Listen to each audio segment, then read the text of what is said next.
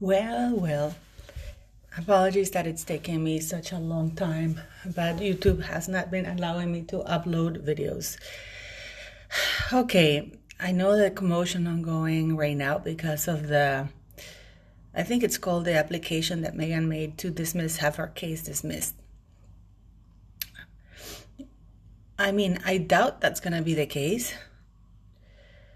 but everything that I've been seeing from people on Twitter that they've been posting, all the evidence that's come out. If anything, it just shows me that what Mr. Markle went through is terrible. This is a gentleman who should be enjoying his later years, really. And instead, his own kid premeditated, because this is all premeditated. I mean, that letter that was sent, it was thought out, it was redone and redone, involved other people. So this is not only Meghan Markle, but these were other people as well. People from Kensington Palace. Yes, they were her staff, but they were working for an institution as a whole. So even though they were separate households, because they're part, it's like, when you say the government. For people to understand this, let's look at, for example, you have the government and they have different institutions or different departments, but it's still the government. So when one department behaves in a matter, they're usually not isolated decisions. People within the government know, especially when their actions that will impact the image, credibility, and the stability of the institution or the government. Now, crazy Meghan didn't sue the Associated Press as Meghan Markle. She sued them as HRH, Duchess of Sussex. I don't even think she even put her name in there. Why did she do that? Again, because positions and title do influence whether we like it or not. And she wanted to have as much advantage. She thought that by suing as HRH, everything was going to go her way.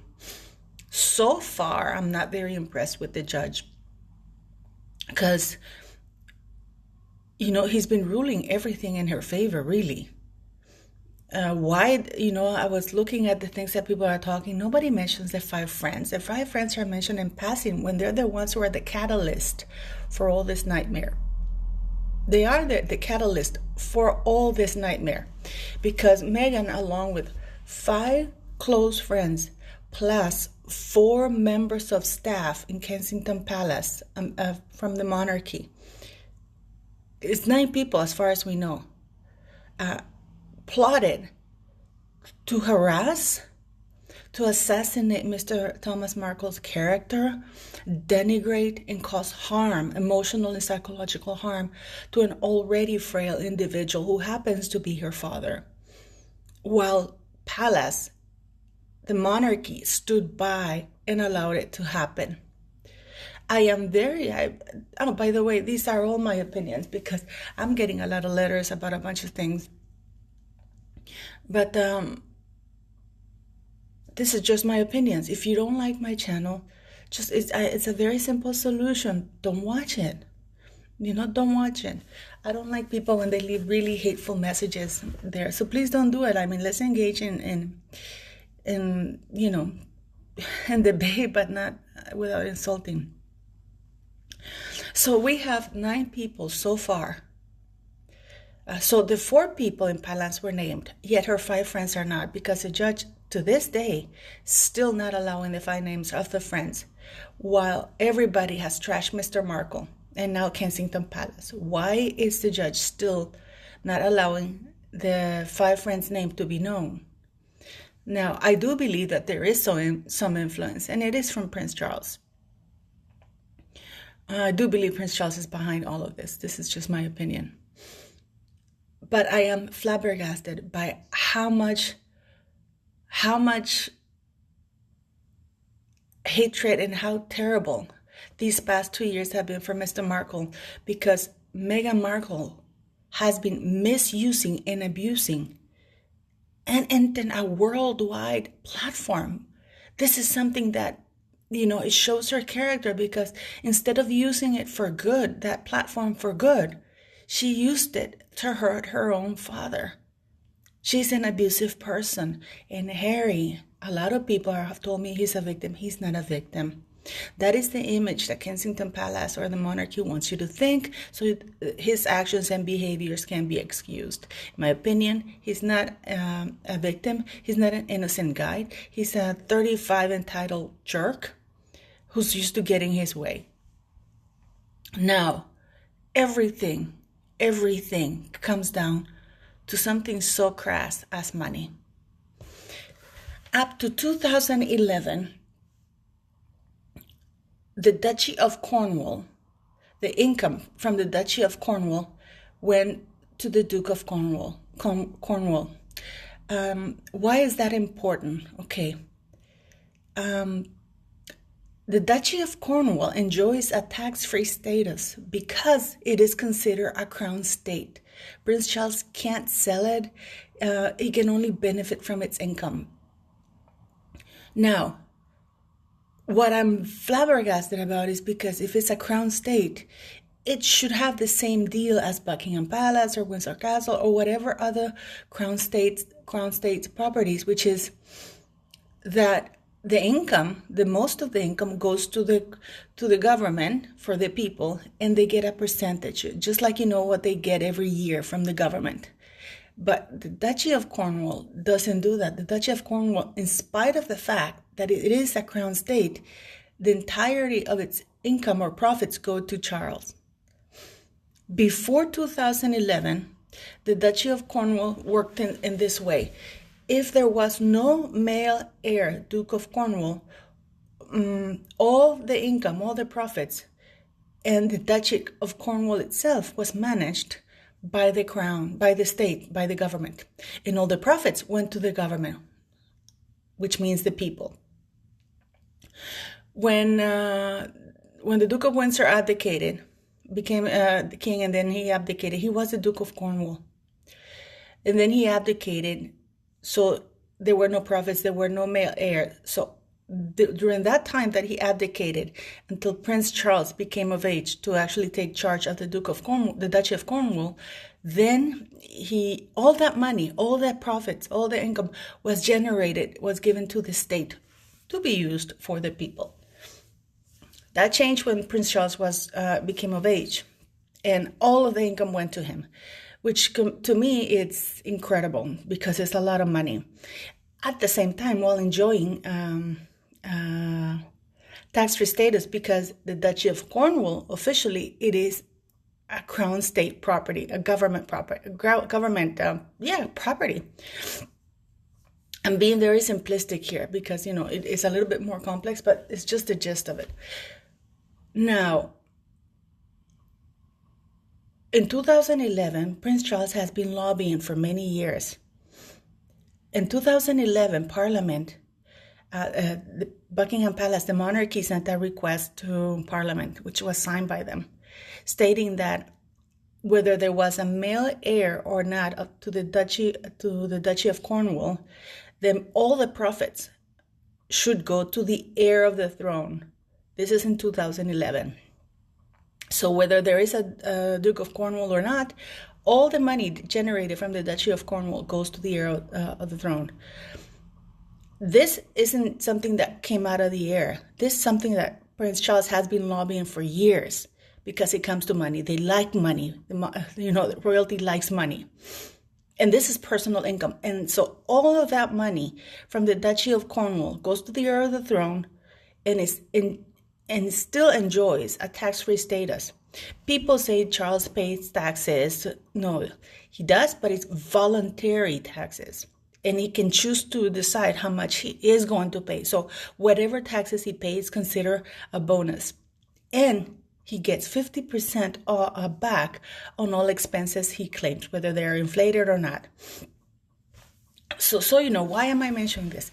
Because apparently Harry threw a fit saying that why did William have to inherit all that money and not him? Why couldn't it be equally done? Well, you're born in an institution, and like anything in life, there are ranks. There is rank. The older son enjoys different privileges. What Harry should have been happy about is that he was born with privilege that most of us don't enjoy. And instead of being happy with his lot, he was angry. So all of this comes down to money. When Meghan Markle comes in the picture, she just eggs this on and says, why is William getting all of this and you're not? You are the star. You're this, you're that. Now, people say that she took advantage of that. No, she just saw that that's really what Harry should be doing. Because her and Harry think that they're, the last, there's a saying in Spanish, they think they're the last Coca-Cola in the desert, But they're not. So you see, everything comes down to money. Everything comes down to money. Now, when the Duke of, this is very important because a lot of people are saying that it's very difficult to remove Harry's titles. It's not. When the Duke of Windsor abdicated, Parliament wrote to King George saying, listen, he abdicated his duties and responsibility to the crown. You must strip him of all royal titles. You must remove him from the line of succession. This is what Parliament wrote. He must become a private citizen. And a preface to that letter was, we understand that all royal titles and privileges fall within your purview. It's entirely up to the monarch. However, we urge you to strip him of all royal titles and remove him from the line of succession. Please issue the letters patent. King George refused to do it. Not because out of love for him, but because the Duke of Windsor owned Balmoral and Sandringham plus other properties that they wanted. So they struck a deal saying that if you give us these properties, we're going to keep you, we're not going to strip you of any titles. The only thing that they didn't do was give Wallis and some HRH. But that is the only reason why the Duke of Windsor kept titles. My point here is that Parliament did urge the king to do it. And Parliament couldn't do anything to force him to remove him, to make him remove all of the Duke of Windsor titles. They couldn't, because it's entirely up to the monarch to remove or give any royal titles. This is why the Duke of Windsor kept the titles, and it was entirely up to the monarch. So Parliament usually just signs it.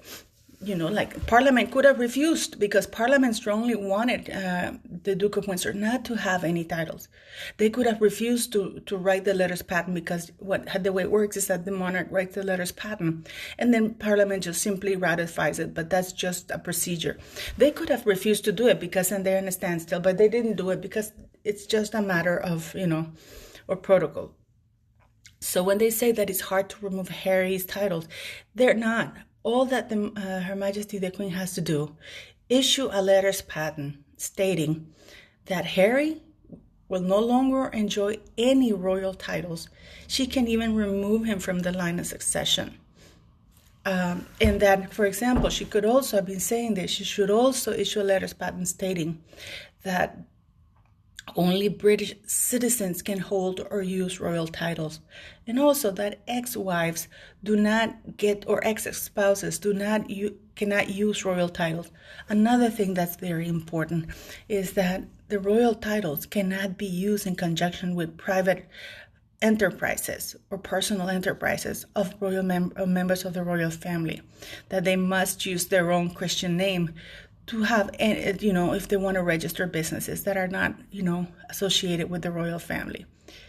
This is just my opinion, but what do you think? But in all of this, I'm just flabbergasted at the abuse that Mr. Markle endured. And if you think about it, the only embarrassing thing that he did, because it was just embarrassing for him, was those photos because he wanted to look good just like Meghan Markle does, just like the royal family. They do that too. They do stage photo ops, where they all look nice. Those stage photos that the royal family does for baptisms and when they're donating stuff, those are photo ops to improve their image. Clumsily, Mr. Markle did it as well, but it wasn't anything mean. And indeed, he never had gone to the press to talk bad about her. He went to the press because she refused to see him, saying, listen, I am here, contact me. It's amazing how much Meghan Markle has perjured herself, and how this judge is not doing anything about it. How these 5 friends are remaining anonymous, when actually the heart of the matter here is that this information was not private information, because Meghan Markle had already shared it with so many people, and these 5 friends went to the press and shared it with People magazine.